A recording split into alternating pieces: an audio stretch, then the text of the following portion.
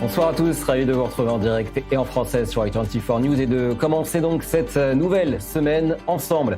Ce soir, j'avais envie de démarrer cette émission avec un dicton très représentatif de ces 2 dernières années ici en Israël et qui illustre très bien aussi ces dernières semaines. Qu'importe le vent, le navire avance. 3 illustrations concrètes cette semaine. D'abord avec Daniela Gilboa, ex-otage du Hamas, kidnappée le 7 octobre 2023, libérée en janvier 2025. Qu'importe le vent, le navire avance. La jeune femme se lance aujourd'hui dans une carrière musicale. Elle l'a annoncé aujourd'hui. Autre exemple, l'Eurovision, où beaucoup réclament encore et encore l'exclusion d'Israël, à l'image de Nemo, gagnant du concours en 2024, sur scène chez lui en 2025, et qui a annoncé cette semaine avoir rendu son trophée à l'UER, trophée remis en morceaux et enveloppé dans du papier WC. Qu'importe le vent, le navire avance. Israël est en lice à l'Eurovision 2026, 3e des favoris, porté brillamment par Noam Betan, à l'image de Yuval Raphael ou Eden Golan. 3e et dernier exemple, Ahavat Hashem Gordon. Tous les Israéliens ont entendu parler de ce boxeur. Il est monté sur scène hier pour se battre pour lui et pour son pays face à un boxeur turc qui n'avait cessé de l'insulter, d'insulter Israël, d'insulter les Israéliens et affirmer soutenir les Palestiniens. Qu'importe le vent, le navire avance. Ahavat Hashem Gordon a écrasé son adversaire et remporté son combat. Par 3 fois cette semaine, des Israéliens ont prouvé la réalité de ce dicton. Qu'importe le vent, le navire avance.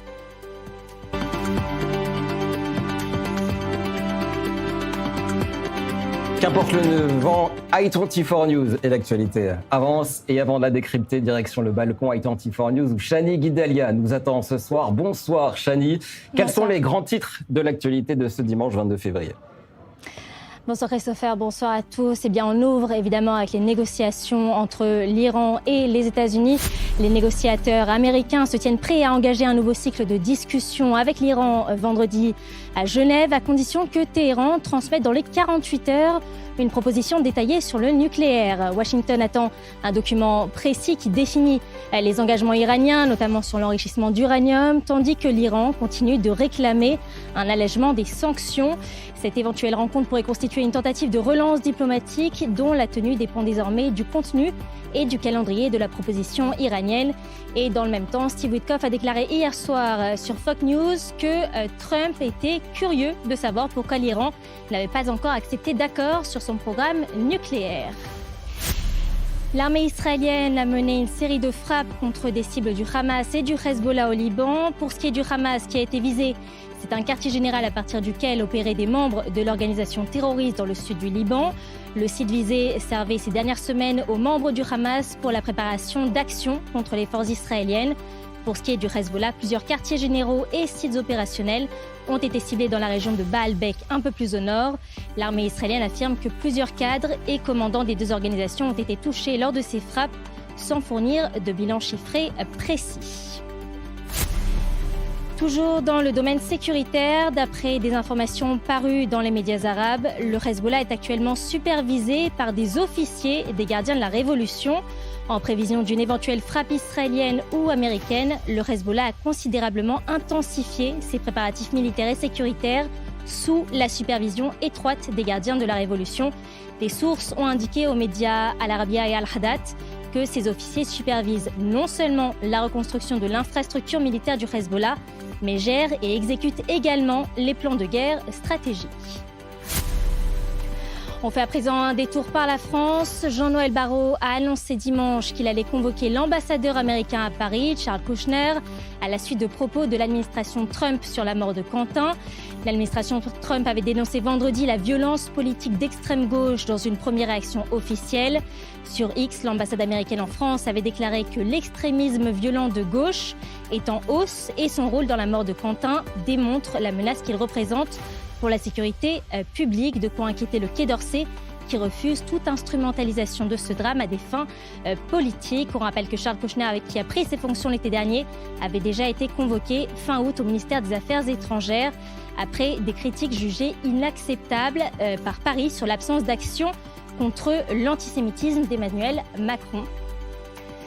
Et enfin, pour terminer, on ouvre une page sport avec la victoire hier de l'Israélien Avat Hashem Gordon face à son adversaire turc. Le combat qui s'est déroulé en Lituanie n'a duré que 2 rounds. Le premier s'est soldé par un match nul, aucun des deux n'ayant réussi à prendre un avantage décisif. Au deuxième round, Avat Hashem Gordon a envoyé son adversaire au tapis, ce qui lui a valu la victoire. Avat Hashem Gordon possède déjà un palmarès impressionnant, et ce, malgré son jeune âge. 2 fois champion d'Europe, vice-champion du monde, puis champion du monde il y a 4 ans.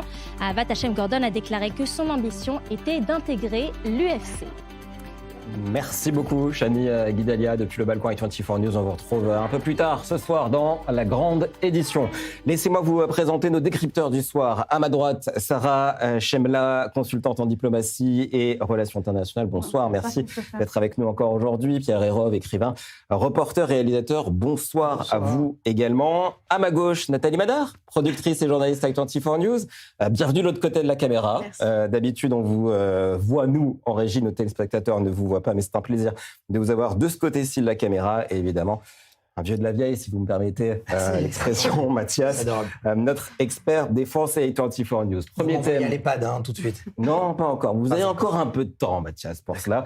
On aime bien aussi vous avoir de ce côté de la caméra. On va parler Iran, évidemment. Alors, évidemment, si ici, nous, on se prépare tous à une possible guerre avec l'Iran, on prépare nos Miklat, on prépare nos Mamad, on prépare tout ce qu'on peut. De l'autre côté aussi, ça se prépare du côté iranien.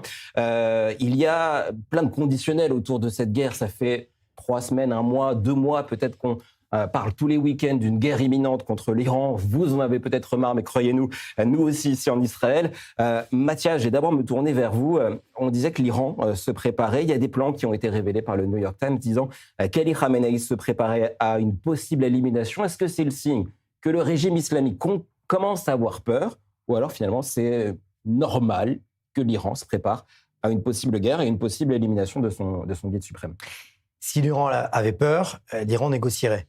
Or, l'Iran ne négocie pas. C'est une farce de négociation.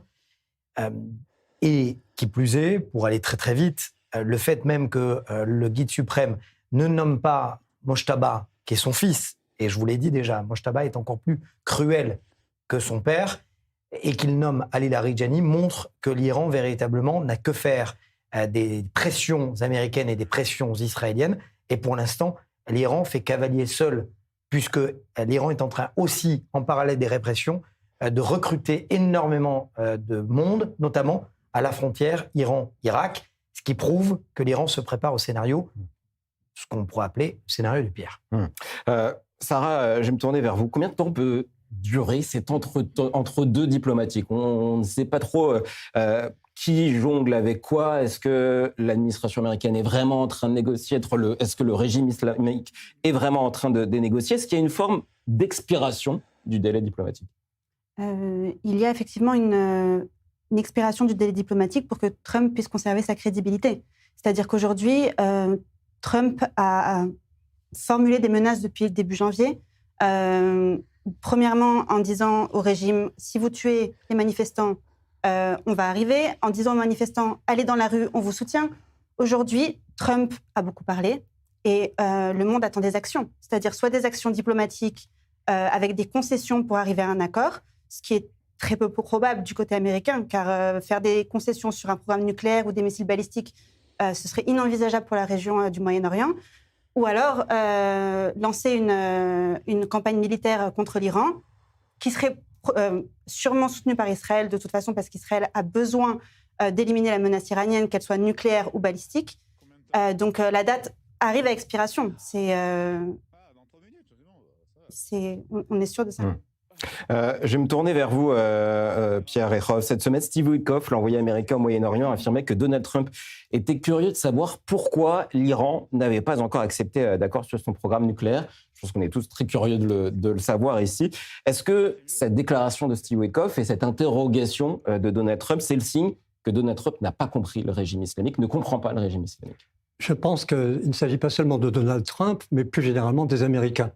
C'est-à-dire que les Américains ont une vision assez naïve, qui est de leur grande qualité et en même temps un défaut, du reste du monde. Pour eux, la démocratie, le way of life américain est tellement formidable, c'est tellement formidable qu'ils ne comprennent pas que le reste du monde ne fasse pas la même chose. Alors, parallèlement à cela, lorsque le président Trump a affaire à un dictateur musulman islamiste comme c'est le cas de Khamenei, il n'arrive pas à comprendre qu'il a affaire à un psychopathe, tout simplement. C'est-à-dire que pour lui, un homme d'État, quelqu'un qui est arrivé au pouvoir, dans sa conception américaine des choses, même si l'Iran est à l'opposé d'être un pays démocratique, ça est quand même le résultat d'élections, etc.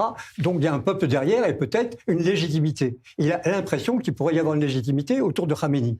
Et parallèlement à cela, il a besoin de constituer son armada, d'être suffisamment fort pour avoir contre l'Iran une victoire décisive. Donc, il est entre deux eaux, malheureusement, aujourd'hui, mais c'est aussi une stratégie qui semble complètement cohérente, parce que tant qu'il n'aura pas suffisamment d'armement pour obtenir une victoire décisive, il ne veut pas d'enlisement et il continuera ce double jeu diplomatique. Nathalie, c'est une question qui a de quoi surprendre, cette interrogation de Donald Trump rapportée par Steve Witkoff. Quoi qu'on pense de ses positions, de son parti, de ses actions politico-diplomatiques, Donald Trump reste un monstre politique. C'est vrai que cette question peut surprendre ici en Israël. Oui, bien sûr. Je reprends un peu ce que Pierre disait à l'instant. Je crois que Trump ne comprend pas très bien à qui il a affaire. Alors, j'irai quand même sur une autre facette du régime iranien, c'est-à-dire que je citerai quand même qu'il s'agit d'un régime iranien qui est constitué d'ayatollahs, qui est constitué de mollahs. Pour moi, bien sûr, il est préférable pour eux de plutôt mourir en shahid, c'est-à-dire en martyr, plutôt que de céder aux pressions de Donald Trump, aux pressions de l'impérialisme américain. C'est-à-dire que plus Trump en rajoute, c'est-à-dire plus il rajoute de porte-avions, plus il s'éloigne, il éloigne le régime iranien d'un éventuel accord. Bien évidemment, on n'y croit plus. Alors on pose la question de savoir si il y a un risque de guerre. Je poserai la question de manière inverse. Je poserai la question de savoir qu'est-ce qui peut stopper aujourd'hui Donald Trump. Qu'est-ce qui pourrait faire fléchir aujourd'hui le régime iranien? Très franchement, personnellement, je suis extrêmement pessimiste. Alors, un petit mot sur le peuple iranien, sur les Iraniens, la société iranienne, parce que, bien évidemment, ils ont appelé Donald Trump à intervenir. C'est très important pour eux. Mais je crois que, bien évidemment, les Américains, c'est pas la première fois qu'ils s'éloignent de leur côte, on le sait. On les a vus en Irak, on les a vus en Afghanistan. Ils sont restés 20 ans en Afghanistan. Dès qu'ils sont partis, les talibans ont repris le pouvoir sur tout le territoire. Alors, je crois que les Iraniens vont devoir quand même mettre la main à la pâte. Je crois qu'ils ne sont pas au bout de leur peine, même contre Trump, même si Trump intervient. Et il y a encore des manifestations en Iran en ce moment même, et on salue évidemment ces étudiants, notamment c'est des étudiants en ce moment, qui manifestent sur les campus universitaires de Téhéran, notamment l'Iran, qui se prépare donc en interne et en externe aussi, si je puis dire. Alors, au nord d'Israël, notre envoyé spécial, Stéphane Goldin. Bonsoir Stéphane. Le régime islamique tente de mobiliser son proxy au Liban, le Hezbollah. Bonsoir Christopher, effectivement, écoutez, concrètement, on a parlé énormément des missiles balistiques, on a parlé du nucléaire, mais c'est vrai qu'on a très peu parlé des proxys. Et concrètement, d'après les informations qui sont sorties ce week-end dans un journal arabe, il a été clairement dit que les gardiens de la révolution avaient mis sous tutelle le Hezbollah. Ça veut dire quoi concrètement être mis sous tutelle? Ça veut dire qu'aujourd'hui, il y a des gardiens de la révolution qui ont donc traversé la frontière, sont sur le territoire libanais et sont en train de commander, organiser, je dirais, remettre en activité, même s'ils n'avaient jamais quitté leur activité, le Hezbollah. Tout ça, évidemment, a un seul but, c'est de préparer en cas d'attaque américaine ou israélienne. Mais au-delà de cela, Christopher, il faut comprendre que la question des proxys est une question cruciale pour les Iraniens, puisqu'ils ont déjà réactivé aussi leurs proxys en informant le Yémen de se tenir prêt. On a vu aussi cela avec les milices à la frontière irakienne. Mais concrètement, il y a aussi d'autres messages qu'ils veulent faire passer. C'est-à-dire le message le plus important, excusez-moi, c'est de dire aux Israéliens, on peut vous attaquer, on peut vous toucher. Alors Israël, dans cette affaire, riposte automatiquement en frappant les forces du Hezbollah, mais comme tous les autres proxys, et on l'a vu encore ce week-end dernier, où il a pu taper les membres terroristes du Hezbollah, où il y avait des bases de lancement de missiles. Mais Israël, dans cette affaire, a deux messages. Un message, évidemment, vis-à-vis de sa propre population, en disant on est en train de tout préparer pour que toutes les choses se passent comme il faut, mais aussi un message vis-à-vis de l'Iran en disant attention, vous appuyez sur la gâchette, tout de suite, immédiatement, nos avions montreux interviendront et vous détruiront. Merci beaucoup Stéphane Goldin, en direct avec nous depuis le nord d'Israël. Mathias, je vais me tourner vers vous. Une analyse peut-être sur ce danger que peut représenter le Hezbollah. Est-ce qu'il représente réellement encore aujourd'hui un danger ? Je crois qu'il faut regarder le prisme dans l'autre sens. C'est-à-dire qu'on a eu trop l'habitude dans les années qui ont suivi de 2006, la deuxième guerre du Liban jusqu'à aujourd'hui, dans une guerre qui opposait Hezbollah à Israël. Et aujourd'hui, cette guerre a eu lieu, cette troisième guerre du Liban a eu lieu, même si elle a été arrêtée par Joe Biden à un moment, après l'attaque du Hezbollah le 8 octobre. Mais aujourd'hui, les frappes qu'on a vues ce week-end montrent qu'Israël n'est pas dans une opposition contre le Hezbollah, mais dans une prédisposition d'une guerre avec l'Iran. C'est-à-dire qu'aujourd'hui, le Hezbollah est affaibli, mais le Hezbollah est en train de se reformer avec l'aide de l'Iran. Et pour prévenir une guerre avec l'Iran, Israël frappe le Hezbollah. En fait, de monstres qui mettaient en jeu la sécurité d'Israël depuis 2006 jusqu'à aujourd'hui, le Hezbollah est devenu finalement un lieutenant iranien. Et ça, c'est intéressant, c'est un changement de prisme sécuritaire dans la région. Voilà ce qu'on pouvait dire, en tout cas pour l'instant, sur cette situation entre l'Iran, Israël, les États-Unis et le Hezbollah. On va revenir à présent sur le 40e dîner du CRIF. C'était vendredi soir et vous avez d'ailleurs pu le suivre en direct sur i24 News. Vous étiez nombreux à le faire. Beaucoup de choses fortes ont été dites par le Premier ministre français, Sébastien Lecornu. Je propose de regarder un extrait des déclarations du Premier ministre. Il existe aujourd'hui une stratégie sémantique, celle qui consiste à retourner l'accusation, à déposséder les Juifs de leur histoire, les faire passer de victimes à bourreaux, parler de génocide à Gaza pour leur arracher la mémoire de la Shoah, pour relativiser, pour inverser. Vous le savez, les conventions de Genève interdisent de viser les populations civiles. Il y a une guerre et il peut donc y avoir des crimes de guerre. Le droit international s'applique à tous. Et ce qui s'est produit à Gaza soulève des questions très graves au regard du droit international. Ce que fait l'actuel gouvernement israélien en Cisjordanie contrevient aussi au droit international. Et sans réelle surprise, Amnesty International n'a pas tardé à réagir. L'ONG a dénoncé cette annonce du Premier ministre. Amnesty écrit, je cite, « Qualifier de génocide ce qui ne se passe à Gaza n'est pas une arme politique. C'est du droit. Le nier, c'est indigne, c'est scandaleux. » C'est Sébastien Lecornu, Premier ministre français.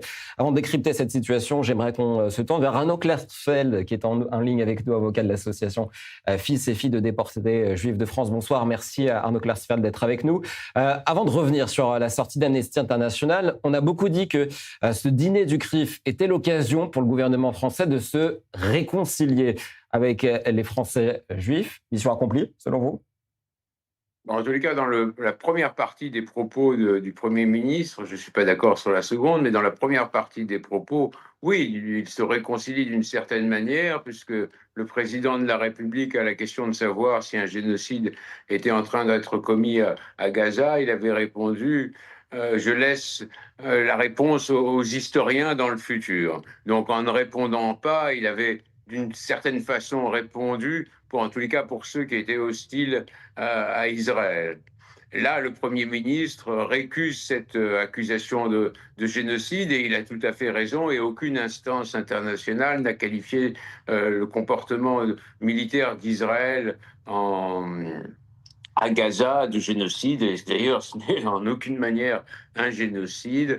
Vous avez vu comme les troupes alliées ou les alliés sont comportés lors de la Seconde Guerre mondiale. Ma mère était sous les bombes à Berlin. Il y a eu des centaines de milliers de civils qui ont été tués par les bombes anglaises et les bombes américaines. Le territoire américain n'avait pas été touché par les bombes ni japonaises ni allemandes, à part Pearl Harbor, et les Américains ont bombardé à la fois les Allemands et les Japonais avec 2 bombes atomiques. Les Israéliens se sont défendus après une attaque barbare où 1600 Israéliens ont été tués de manière terrible dans le sud d'Israël, en menant une guerre sur plusieurs fronts, en essayant de prévenir les civils avant de bombarder. Et le Hamas refusait de se rendre. Donc moi, je considère en tous les cas que c'était une guerre tout à fait légitime et qu'Israël a essayé de me mener en s'efforçant de tuer le moins de civils possible, mais la guerre est la guerre et le Hamas ne voulait pas se rendre ni libérer les otages. Voilà. Bon, maintenant, sur les relations entre la France et Israël, la France a quand même une politique qui est hostile, disons, au moins au gouvernement Netanyahou. Bah, ça ne changera pas, voilà. C'est comme ça. Peut-être une question sur la défense contre ce qui est qualifié donc d'arme politique par Sébastien Lecornu. Comment Israël ou les amis d'Israël peuvent-ils contrer cette arme politique? Est-ce qu'il faut aller devant les tribunaux à chaque fois qu'un député d'extrême gauche, puisque ce sont eux majoritairement, qualifie un Israélien, un juif, un non-juif même, de génocidaire? Est-ce qu'il faut aller porter plainte à chaque fois contre ces personnalités politiques? Je ne crois pas, parce que les chances de gagner sont relativement faibles et qu'il vaut mieux que faire des procès quand on est sûr de gagner. Là, on n'est pas loin, on est loin d'être sûr de gagner. La liberté d'expression permet de dire beaucoup de choses, mais c'est vrai que l'extrême gauche est devenue l'extrême droite de jadis et elle essaye de faire passer le peuple juif pour un peuple génocidaire, comme avant on essayait de faire passer le peuple juif pour un peuple déicide. C'est lui coller ce stigmate qui légitime d'ailleurs bon nombre d'actes antisémites commis sur le sol européen. Les organisations juives devraient plutôt s'efforcer de faire œuvre de pédagogie dans les médias, d'acheter des pages dans les journaux, de collecter l'argent, d'expliquer de manière raisonnable et rationnelle la politique d'Israël, etc., etc. Ce qu'ils ne font pas d'ailleurs, je dois le dire, ils ne font pas œuvre de pédagogie, ils ne dépensent pas d'argent pour expliquer les choses sur Internet ou dans les journaux, etc., etc., en expliquant en quoi la guerre à Gaza n'était pas du tout un génocide et en expliquant la situation géopolitique d'Israël. Moi, c'est ce que je m'efforce de faire à chaque fois que je passe à la télé sur les chaînes françaises. J'essaye d'expliquer de manière calme et rationnelle la situation géopolitique d'Israël et les difficultés qu'a Israël de vivre dans un univers hostile. Merci beaucoup Arnaud Klarsfeld d'avoir été avec nous, avocat de l'association Filles et Filles de déportés juifs de France. Avant de réagir rapidement en plateau, j'aimerais aussi qu'on écoute le président du CRIF qui a eu des mots durs contre la France insoumise, considérée par beaucoup comme un parti hostile aux juifs, c'est le moins qu'on puisse dire. Écoutons Jonathan Arfi. Et que dire de la responsabilité d'élus jusqu'au banc de l'Assemblée nationale, qui légitime et cautionne l'antisémitisme. Je salue la proposition du président de la République de rendre inéligibles les auteurs d'actes et de propos racistes ou antisémites.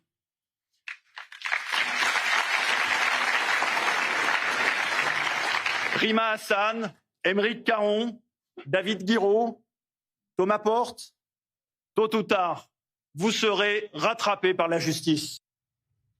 Je vais me tourner vers vous, Pierre Rekhov. Être rattrapé par la justice, ce sont des mots forts du président du CRIF, Jonathan Arfi. Qu'est-ce que ça vous inspire? Est-ce que vous y croyez? Dans l'état actuel des choses, pendant encore au moins 1 an, je n'y croirais pas beaucoup, je dois avouer. Cela dit, les choses vont changer. Dans 1 an, il y a des élections présidentielles. On peut espérer un changement vraiment espérer un changement radical de la situation au sommet de l'État français, avec peut-être des répercussions dans le domaine de la justice, encore que malheureusement, la justice française aujourd'hui a vraiment globalement basculé vers la gauche, si ce n'est l'extrême gauche. On a vu passer quand même des choses qui sont pas très catholiques, on va dire. Être attrapé par la justice, quand on sait qu'il y a un certain nombre de procès déjà qui attaquent Rima Hassan et qui n'ont abouti à rien, alors que parallèlement, la moindre incartade d'un membre du gouvernement de droite ou d'un individu qualifié comme étant de droite, la justice accélère instantanément. Donc on est dans une situation aujourd'hui qui est un peu pantalonnesque et je dois avouer que je n'ai aucune confiance en quoi que ce soit en France, tant qu'on aura ce gouvernement, relativement antisémite dans sa globalité. En tout cas, c'est une affaire à suivre avec beaucoup de choses à dire sur ce sujet. Malheureusement, on n'aura pas le temps d'aller plus loin puisqu'on va devoir marquer une courte pause. Après la pub, on s'intéressera à la Judée-Samarie, autrement appelée la Cisjordanie, nom donné à cette région après l'annexion par la Jordanie. Cis pour désigner le territoire à l'ouest du Jourdain. Ça pourrait servir à certains. La Judée-Samarie, appellation biblique et ancestrale de cette même région. Et c'est pour cette raison qu'Israël tente de contrôler ce territoire, à tort ou à raison. On en parle dans la suite des décrypteurs dans moins de 5 minutes. À tout de suite.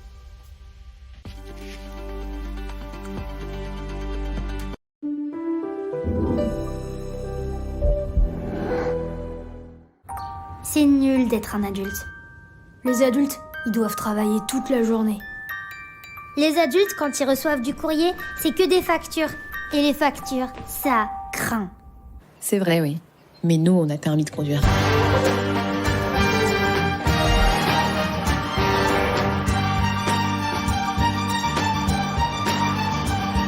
Alpine A290 électrique, manufacturée en France. Une activité pro sans site web pro? Mais pourquoi? Trop d'articles en stock et pas de boutique en ligne? Mais pourquoi?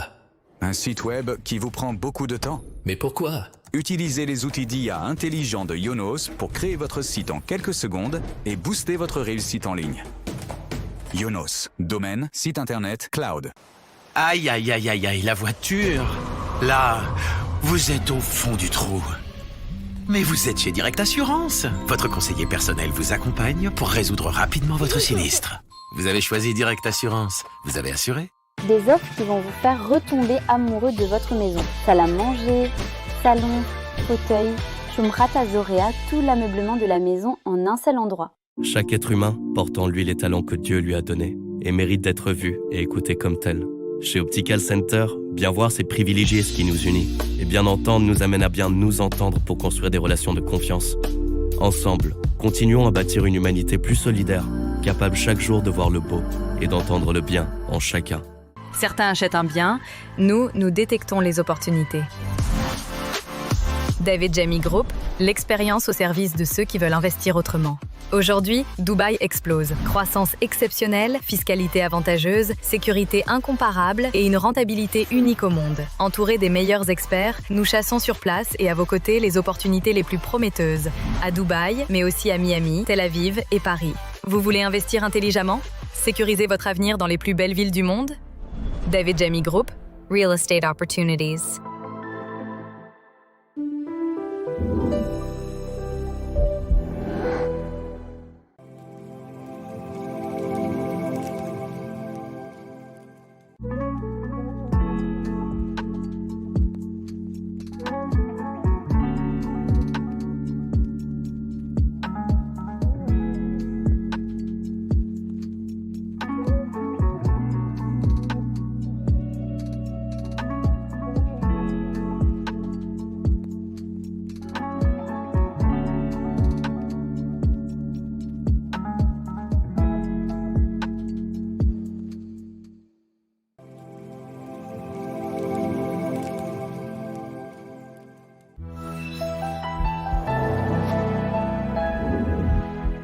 Géopolitique, conflit, diplomatie, société.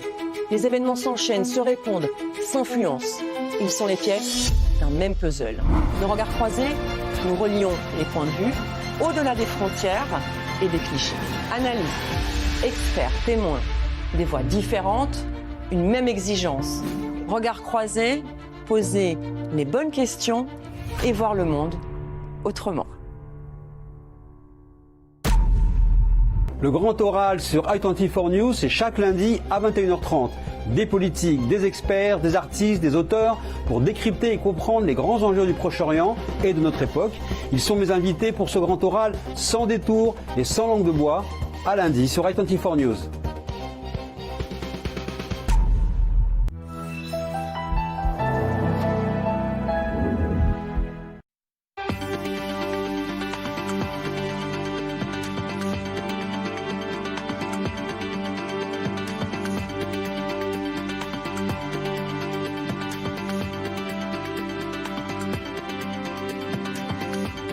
Bonsoir, bienvenue si vous nous rejoignez sur i24 News. Merci d'être avec nous, merci de votre fidélité à i24 News en français. Petite précision, juste avant la pub, vous parliez, Pierre Eckhoff, de gouvernement antisémite. Je suis obligé de préciser que ce sont vos propos, évidemment, et que personne, aucune personnalité... Je voulais dire antisioniste. Antisioniste, voilà, on garde ça. Personne au gouvernement ni dans les partis d'extrême gauche n'ont pour l'instant été condamnés pour ces propos. On va revenir sur ce débat ici qu'on a en Israël, sur une région, la Cisjordanie ou la Judée-Samarie. Peut-être un tour de plateau pour savoir ce que vous dites. Sarah Chemla, Cisjordanie ou Judée-Samarie? Judée-Samarie. Judée-Samarie. Pierre Eckhoff. Judée-Samarie. Judée-Samarie. Nathalie, Judée-Samarie. Cisjordanie. Cisjordanie. Mathias. Je pense que je connais votre réponse, Mathias. Joker. Joker. Allez, on va rester sur un Joker. Bien évidemment, historiquement, politiquement, et en Israël, on parle de Judée-Samarie, effectivement. Contrairement à certains partis politiques, effectivement, dont notamment Naftali Bennett, qui à l'époque disait Agada Amaravit en hébreu, c'est-à-dire la ligne West Bank en français. Ouais. Donc la Cisjordanie, il avait été repris par la cavalerie. Depuis, il parle de Judée-Samarie. Voilà, c'est un débat qui pourrait être très long et on va essayer de parler, d'analyser tout cela, puisque vous vous doutez bien que si je pose cette question, ce n'est pas pour rien. On va décrypter ensemble cette déclaration de l'ambassadeur américain en Israël et les réactions que cela a suscité. D'abord, la déclaration. Mark Ugebi, c'est l'ambassadeur américain en Israël. Il a répondu au sujet de la Judée-Samarie, la Cisjordanie, que je cite, « Ce serait bien normal s'ils prenaient tout, le « il » étant les Israéliens », en précisant que ce n'était pas à ce stade l'objectif de Jérusalem. Des déclarations qui ont suscité la colère de la Jordanie, de l'Arabie saoudite ou encore de l'Égypte et de la Ligue des pays arabes, pour ne citer que. Ces propos sont provocateurs et extrémistes, selon eux. Et justement, Nathalie, vous souhaitiez réagir à cette déclaration. Vous êtes la seule presque à parler de Cisjordanie. Cette déclaration de l'ambassadeur américain, c'est une provocation, selon vous? Je dirais comme il y va. Tout simplement, comme il y va fort pour un diplomate, un haut diplomate, ambassadeur. Bien évidemment, il n'est forcément pas sans ignorer qu'il jette une bombe, il met les pieds dans le plat. Oui, c'est de la provocation, forcément. Bon, encore une fois, ce qui m'intéresse, c'est surtout la question de savoir à quoi aspirent les Israéliens. Et puis, je me dis que quand on regarde que le ministre israélien des Finances, Bezalel Smotrich, chef du parti sioniste, qui tient à peu près ses propos, c'est-à-dire qu'il faudrait vraiment étendre Israël, etc. Finalement, s'il y avait aujourd'hui, selon tous les sondages, s'il y avait aujourd'hui des élections, il ne passerait pas le seuil d'éligibilité. Alors peut-être que les Israéliens, finalement, n'aspirent pas à cette étendue. Et puis, donc oui, bien sûr, c'est de la provocation, bien évidemment. Pierre Eckhoff, est-ce que c'est possible, selon vous, d'appliquer une forme de souveraineté israélienne, d'autoriser des Israéliens juifs à habiter dans cette région de Judée-Samarie, Cisjordanie en fonction, sans annexer le territoire, sans le contrôler? Alors ça, c'est une question d'ordre juridique, déjà. Sur le plan international, sur le plan de la loi internationale, je vous rappelle quand même qu'il s'agit non pas d'un territoire occupé, mais d'un territoire disputé. Il n'y a jamais eu de pays qui ait possédé la Judée-Samarie. La Judée-Samarie a été occupée par la Jordanie, qui elle-même représente 77% de ce qu'était la Palestine mandataire, et qui normalement revenait de droit aux Juifs, selon la Convention de San Remo et selon la Société des Nations. Donc si on remonte simplement à cette époque-là, dans l'entre-deux-guerres, et de ce qui avait été fait après la fin de la Première Guerre mondiale, où les Alliés ont gagné contre, entre autres, l'Empire ottoman, et où l'Empire ottoman a été démantelé, on s'est retrouvé dans une situation où finalement, tout le monde est allé de son petit puzzle. C'est ainsi qu'est née la Syrie, c'est ainsi qu'est née la Jordanie, et c'est ainsi qu'aurait dû naître déjà à l'époque Israël. Ça n'a pas été le cas, pour des tas de raisons complexes, et notamment l'influence nazie sur les Palestiniens, qui est quand même prépondérante à cette époque, par l'intermédiaire de Hadj Amin al-Husseini, grand mufti de Jérusalem. Donc on avait déjà, dans une région qui était de droit appartenant aux Juifs, et qui, depuis la nuit des temps, est quand même une région juive, on a cette situation-là aujourd'hui. Alors, est-ce qu'à un moment donné, on pourra avoir des Juifs qui habitent en Judée-Samarie sans l'annexer ? Il est question d'annexer la région C, ce qui me paraît totalement logique et normal. Maintenant, j'ai été très souvent dans ces territoires. J'étais à Jenin, j'étais à Ramallah, j'étais à Naplouse et à Hebron et un peu partout pendant des années. Ce n'est pas un territoire israélien. Je ne vois pas des Juifs habitant là-bas. Qu'est-ce qu'on va aller faire là-bas ? Donc, leur donner une autonomie qui ne leur permettent pas d'avoir accès à de l'armement, etc. Oui, donner une autonomie à ces villes arabes, tout en ayant les frontières israéliennes qui sont poussées jusqu'à la Jordanie. Ça me paraît tout à fait logique. On précise que les zones A, B, C sont des zones en fonction dans lesquelles Israël assure la sécurité. Dans d'autres, ce sont les Palestiniens qui assurent la sécurité. En fonction des zones, les Israéliens ont interdiction d'y aller. Mathias, est-ce que l'annexion, entre guillemets, ou pas, de la Cisjordanie, Judée, Samarie, est la réponse sécuritaire qu'il faut pour assurer un avenir serein aux Israéliens, à la fois de cette région et des régions frontalières? On sait que, par exemple, des villes comme Kfar Yona, qui sont à 10 minutes, 15 minutes de Toul-Karem, vont être autorisées à s'armer face aux risques sécuritaires que représente aujourd'hui le terrorisme dans cette région. D'abord, juste très rapidement, Mike Huckabee est un soutien historique depuis des années des villes comme Ma'ale-Adumim, comme Ariel, comme dans le Gush Etzion. Il a lancé dans le passé, lorsqu'il était gouverneur, des campagnes de financement de ces villes, de développement de ces villes, notamment Ma'ale-Adumim, où il était très proche du maire. Deuxièmement, il n'y a pas une question de savoir est-ce que c'est la réponse ou pas la réponse. Ce qui est une évidence, c'est qu'il suffit de monter et d'inviter les personnes qui ne connaissent pas les régions à monter sur les monts au-dessus de la Judée-Samarie pour savoir que lorsque vous êtes, par exemple, sur les hauteurs de Ramallah, vous voyez l'aéroport Ben Gurion. Et lorsque des roquettes d'une portée de 4 à 10 km ont été trouvées dans la région, justement, de Ramallah, qui étaient dirigées vers Modi'in, donc ville entre Jérusalem et Tel Aviv, et l'aéroport Ben Gurion. On sait combien, lorsque l'aéroport Ben Gurion est menacé par les Iraniens ou par les Houthis, eh bien c'est l'économie entière, c'est la géopolitique, la géostratégie d'un pays qui est à l'arrêt. Imaginez que demain, ce n'est pas Sderot, ce n'est pas Kfar Aza qui est visé, mais bien Modi'in, Jérusalem, parce que c'est aussi, triangulairement parlant, à portée de tir des obus mortiers ou des roquettes à coupe de portée, et vous avez la réponse. Donc, lorsqu'une autorité palestinienne qui n'est pas capable de gérer la sécurité au sens quotidien du terme, eh bien, il délaisse la région, bien évidemment, et je ne parle pas d'annexion, mais il faut à un moment un pouvoir fort sur place. Et si le pouvoir fort n'existe pas ou n'applique pas la force, mais il faut le trouver ailleurs, sans parler d'annexion, parce que ce sont des termes juridiques et politiques avant tout. Sarah Hachem, peut-être une réaction sur ce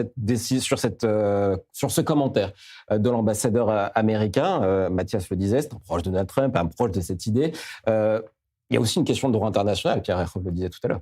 Exactement, mais je pense que cette déclaration a été également sortie de son contexte. C'est-à-dire que suite à cette déclaration, l'ambassadeur Huckabee disait que c'était une déclaration hyperbolique.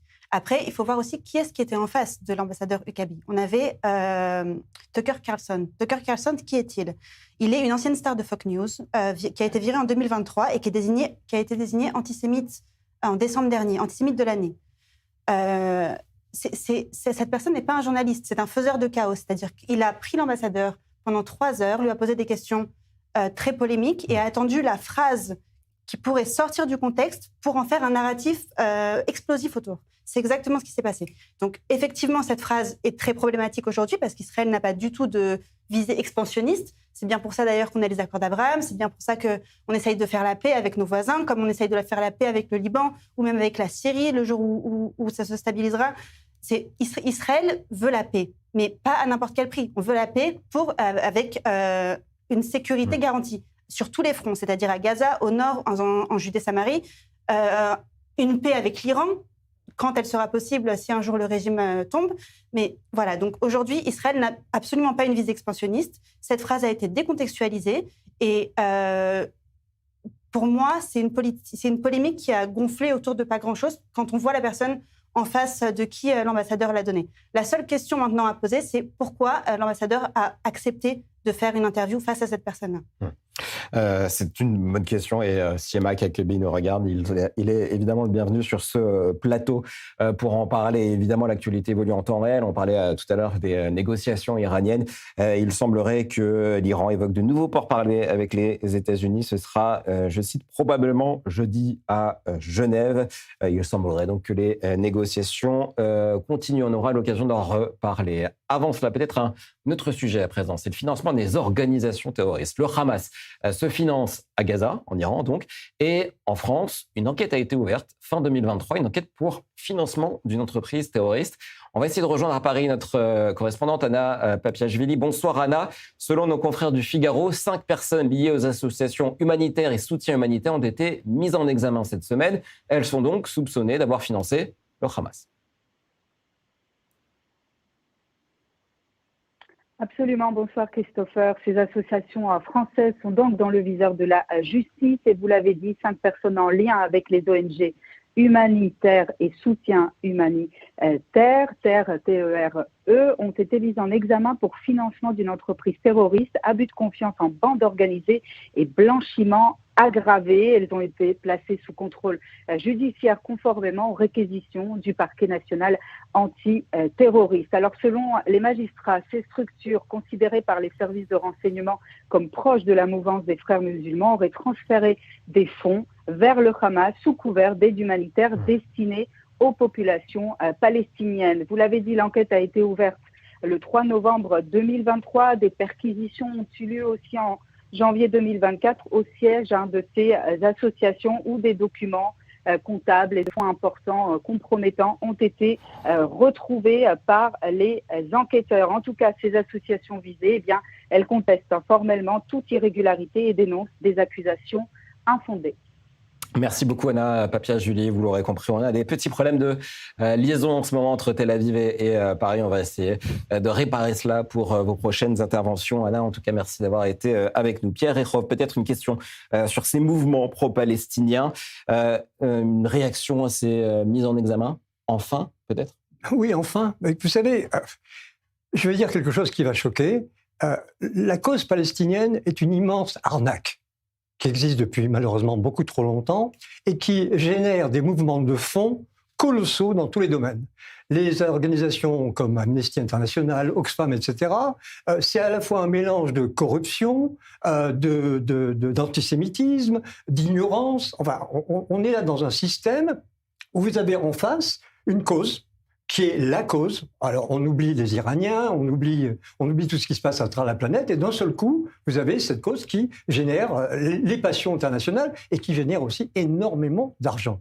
Quand vous avez des organisations comme humanitaires qui, soi-disant, veulent financer le bien-être des Palestiniens, je veux dire, quand on est un peu dans l'information qu'on connaît, on sait très bien que cet argent ne va jamais au peuple palestinien. Jamais. L'argent va directement à ses dirigeants. Donc, c'est soit détourné pour des palaces. Je ne sais pas si vous avez déjà visité Ramallah, mais c'est absolument spectaculaire le nombre de palaces qui dépassent Hollywood. Hein. On est dans des situations, je veux dire, c'est scandaleux. Bon.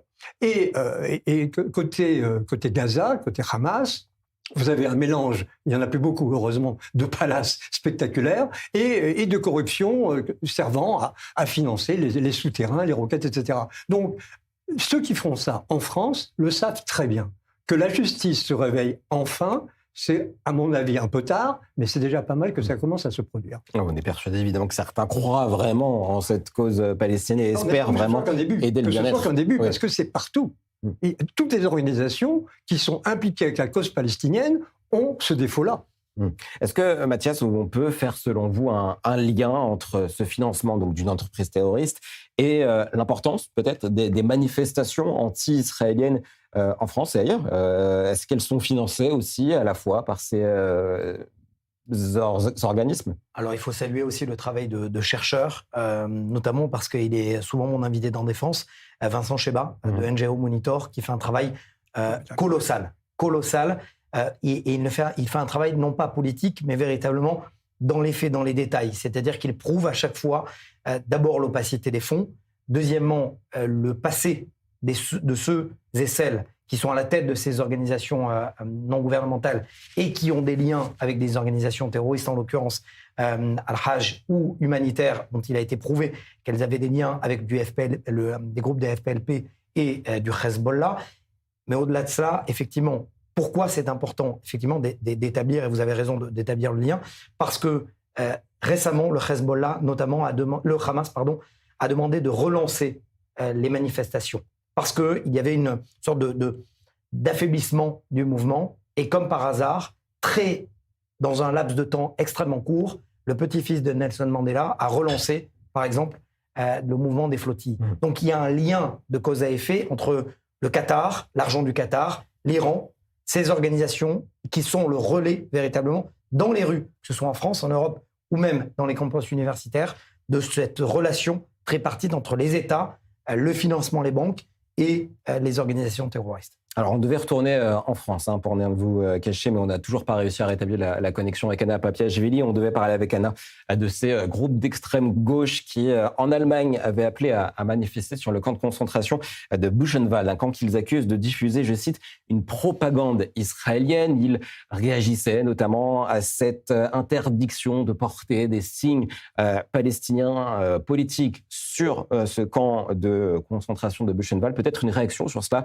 Sarah Chemla. Évidemment, on peut se poser la question du pourquoi utiliser à des fins politiques ces manifestations dans des lieux aussi forts, je ne sais pas comment appeler ce lieu, mais aussi symboliques peut-être que le camp de concentration de Buchenwald. Alors, je pourrais faire un lien avec ce dont on parlait tout à l'heure, Amnesty International qui veut absolument mettre en avant le mot génocide pour ce qui s'est passé à Gaza. C'est la même façon. Ces personnes qui vont dans un camp de concentration où il y a plus de 50 000 juifs qui ont été tués, je crois presque 65 000, je n'ai pas le chiffre exact, c'est renier l'histoire de l'Holocauste, c'est renier l'histoire de la Shoah, et c'est dire, aujourd'hui, on s'approprie votre histoire et on essaye de la retourner pour nous. C'est exactement ce qui s'est passé, une stratégie sémantique, exactement ce que disait le Premier ministre Sébastien Lecornu, en s'appropriant le narratif des Juifs à leur propre cause.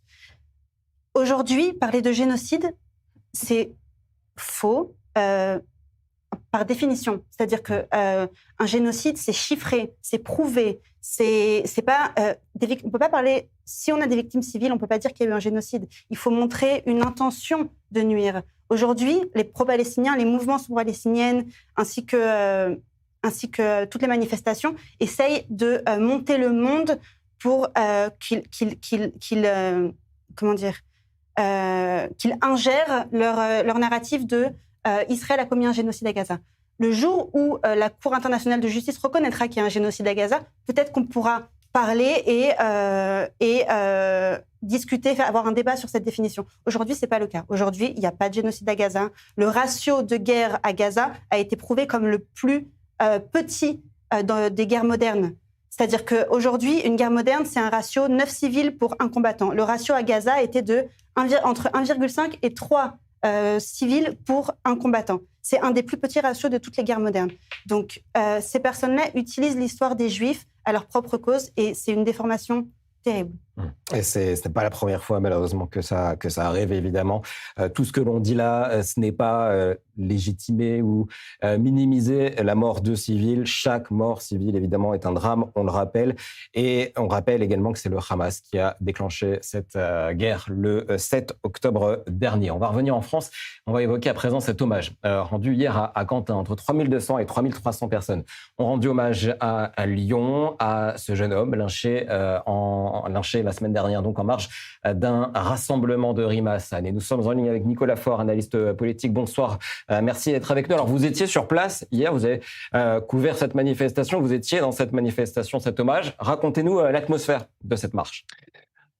Alors, bonjour à tous. Écoutez, c'était une atmosphère calme et digne face à une mort abominable, avec énormément de monde. Les estimations officielles sont, à mon avis, largement inférieures à la réalité. On était au minimum du minimum à plus de 6000 personnes. C'était vraiment une grosse mobilisation populaire, malgré les mensonges ignobles de la gauche qui faisait de cette marche un rassemblement de fascistes et de nazis. Enfin, c'est complètement dingue. Je me sens presque obligé désormais de me justifier. Je suis démocrate, je suis libéral, je suis contre la violence politique et je faisais partie de cette manifestation et nous étions des milliers comme moi à évidemment être totalement éloigné de ces étiquettes calomnieuses qui ont été brandies par la gauche pour diaboliser tout ça. Franchement, je n'en reviens toujours pas à l'ignominie de la gauche. Bref, malgré tout ça, ça s'est passé dans le calme.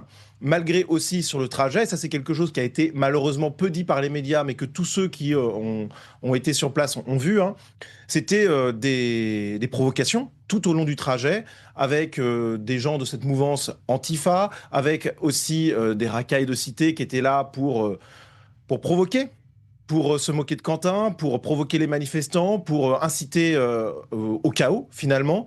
Et je tiens à le dire, alors qu'il y avait au début de ces provocations aucune présence policière, parce qu'ils sont intervenus à la moitié de la manifestation à peu près, eh bien malgré l'extrême proximité avec des provocateurs, il n'y a pas eu de violence, il y a eu une très grande tenue de la part des manifestants. Et tout s'est passé dans le calme. J'ai vu des dizaines de personnes avec qui j'ai échangé, j'ai vu plein de gens, je n'ai vu aucun fasciste, aucun néo-nazi. Tout ça, c'est vraiment du narratif de la gauche. Alors c'était un hommage ouvert au public, donc évidemment tout le monde pouvait venir. Mais réduire ces milliers de personnes, pour moi entre 7 et 10 000, carrément, vu l'ampleur de la mobilisation, réduire ces milliers de personnes à des anathèmes aussi bas de gamme de la part de la gauche, pour moi, c'est inqualifiable. J'ai vu ces gens-là, j'ai vu de la bonté, j'ai vu de la normalité, j'ai vu des gens qui étaient outrés face à un meurtre politique légitimé par la gauche et notamment par la France insoumise. Et voilà, je me permets de parler de ça parce que ça a beaucoup tourné. Il y a été beaucoup de questions, de propos, de salut nazi, etc. Des images qui ont été brandies pour tenter de salir cette mobilisation. Alors moi, à titre personnel, l'antisémitisme, c'est quelque chose qui me répugne. Et si j'avais été témoin de ces actes-là, j'aurais évidemment réagi. Je n'ai rien vu de ça et pourtant j'ai parcouru le trajet, le cortège en long en large. Les policiers ont déclaré aux organisateurs n'avoir rien vu. Il y a eu quelques vidéos qui ont été brandies, alors de manière très maladroite par certains. Il y a eu une vidéo qui était potentiellement évocatrice de choses comme ça. En réalité, c'était ce qu'on appelle un clapping, c'est de la gestuelle. Il y avait un slogan qui était lancé, quelqu'un qui a maladroitement, à mon avis, eu un geste avec un bras qui pouvait éventuellement s'apparenter à un salut nazi, qui a été immédiatement, évidemment, saisi par quelqu'un du service d'ordre. Et donc, l'enquête le dira. Si vraiment c'était un geste de cet ordre-là, évidemment, la personne doit être punie. Elle n'avait rien à voir avec l'écrasante majorité des gens qui étaient là. Mais ce que je veux dire à toute la gauche qui s'est saisie de ces images qui ne veulent pas dire grand-chose pour attaquer le rassemblement, ce que je veux dire à la gauche, c'est qu'il y a bien eu un salut nazi, il y a bien eu une agression antisémite à Lyon ce jour-là, en même temps que la manifestation. Mais c'était à l'autre bout de la ville. Et c'est quelqu'un qui a attaqué un rabbin avec un salut nazi, un vrai de vrai celui-là, et avec le slogan « Free Palestine ». Et là, je peux vous dire que ça avait strictement rien à voir avec cette manifestation. Et donc, contrairement à tout ce que raconte la gauche et tout ce que racontaient les médias, l'antisémitisme, à ce moment-là, il était évidemment pas dans la manifestation, il était chez un autre type de population. L'enquête, là aussi, en dira un peu plus. Merci beaucoup, Nicolas Faure. Vous avez tout dit, analyste politique. Et en effet, la préfecture du Rhône s'est saisie et donc il y aura une enquête pour déterminer la véracité de ces gestes ou pas. Merci d'avoir été avec nous, donc en direct et en français sur i24 News. On va évoquer un autre sujet à présent. Allez, un peu plus joyeux, clairement. La victoire de ce boxeur israélien face à son homologue turc. Ahavat Hashem Gordon a écrasé son adversaire en boxe thaï, le turc Ali Koyuncu. C'est une affaire, c'est un combat qui a été très suivi ici en Israël sur les réseaux sociaux. Et Mathias, je vais me tourner vers vous. Vous êtes un passionné de sport. Ça se voit, évidemment, pour faire référence à ce que je disais sur votre âge tout à l'heure. C'est quelque chose qui est très suivi. Pourquoi ça a été aussi suivi en Israël? Racontez-nous. D'abord parce que les arts martiaux sont très suivis en Israël, que ce soit du Krav Maga, de la boxe ou aujourd'hui du MMA. Il y a beaucoup de sportifs israéliens qui éclosent ces dernières années, ces derniers mois. Et qui plus est, Ahavat Hashem Gordon, il a une tête de bambin, il a une tête de playboy. C'est pour ça qu'il s'appelle The Golden Boy, d'ailleurs. Et il écrase tout. C'est-à-dire qu'à 19 ans, il fait partie de cette jeune génération qui a grandi aussi avec les réseaux sociaux et qui emploie des mots trash dans les conférences de presse, qui n'a pas peur de l'affrontement. Et lorsqu'on lui dit israélien ou sale israélien, ou tu es un peuple génocidaire, exactement comme le Turc l'a fait, eh bien, il répond en disant « je vais t'éclater ». Vulgairement, j'utilise des mots qu'il a utilisés. Je vais te smatcher, je vais te baffer en direct. Et ça fait 2 fois qu'il le fait, lors du précédent combat, et il le fait ici. Et lorsqu'il rentre sur le ring, il n'a pas peur. C'est-à-dire qu'il met son drapeau sur les épaules, il garde sa kippa et il dit « j'y vais, je vais au combat » dans tous les sens du terme, que ce soit visuel, de communication et sur le ring. Et il l'a prouvé hier, il n'y a pas de terme. C'est-à-dire que dès les 2 premiers low kicks, c'est un coup de pied fouetté sur le bas des jambes, il a fait tomber son adversaire rapidement. Et il a montré qu'il était prêt au combat et il dit « je veux être champion de cette catégorie ». C'est la raison pour laquelle, en ce moment, alors que les Israéliens sont hués à chaque compétition, là, c'était l'inverse. Merci beaucoup Mathias Inbar. J'ai déjà tous vous remercier puisque c'est déjà la fin. Merci Sarah Chemla, merci Pierre Rehov, merci Nathalie Madar, Mazel Tov pour cette première. Merci également à Mathias Inbar et on va se quitter avec un symbole de résilience, la résilience à l'israélienne. Elle s'est manifestée du côté de New York. Hier, Segev Kalfon, ancien otage du Hamas, a réalisé son rêve, réciter le schéma Israël, prière juive sur scène devant le monde entier. C'est à Times Square avec des milliers de juifs new-yorkais. Il n'était pas seul sur scène. À ses côtés, Ilma Gritsevski et Matan Zengoker, eux aussi anciens otages, 2 anciens otages donc, qui ont récité cette prière juive, un événement organisé par le mouvement hassidique Chabad. 4500 juifs étaient présents hier à New York. C'est la fin de cette édition. Dans moins d'1 heure, vous retrouverez la grande édition avec